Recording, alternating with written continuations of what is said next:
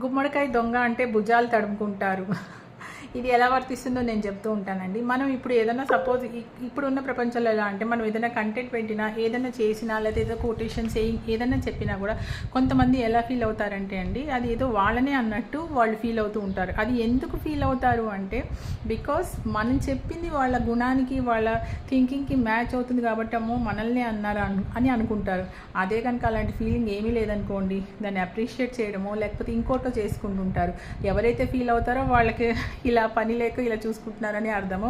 So నేనేమంటున్నానంటే, మనము వీళ్ళు వెనకాల ఉండి చూస్తూ ఉంటారండి, ముందుకు రాలేరు. బికాజ్ వాళ్ళ దగ్గరికి వన్ థింగ్, వాళ్ళకి ఓన్ ఒరిజినల్ టాలెంట్ ఉండదు. ఇంకోళ్ళు ఏం చేస్తున్నారు అని అసాసినేషన్ వాళ్ళ మీద చూస్తూ ఉంటారు, అబ్జర్వేషన్ చేస్తూ వాళ్ళంతన వాళ్ళ ఒపీనియన్ ఫ్రేమ్ చేసుకుంటూ ఉంటారు. తప్పండి. ఎప్పుడు కూడా ఇతరులని మనం జడ్జ్ చేసి వాళ్ళ ఇష్టాలని గుర్తించకుండా మనమే ఫ్రేమ్ చేసేసుకొని చేస్తే అది దానంత తప్పు, దానంత ఫూలిష్నెస్ ఎప్పుడూ ఉండదు. అది కరెక్ట్ కాదు.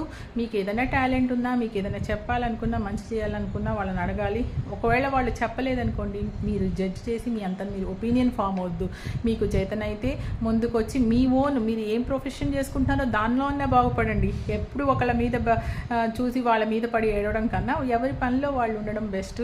ఎవరిని ఎవరు నిందించుకోకుండా, దూషించుకోకుండా ఉండాలి. So this is what I want to say. అంతే అండి. మనమందరం ఏదో ఆస్కార్ అవార్డులు అయితే వచ్చేవు, జస్ట్ చెప్పాలనుకున్నది ప్రతి ఒక్కరు యూట్యూబ్లో వచ్చే ప్రతి ఒక్కళ్ళకి they will do they best.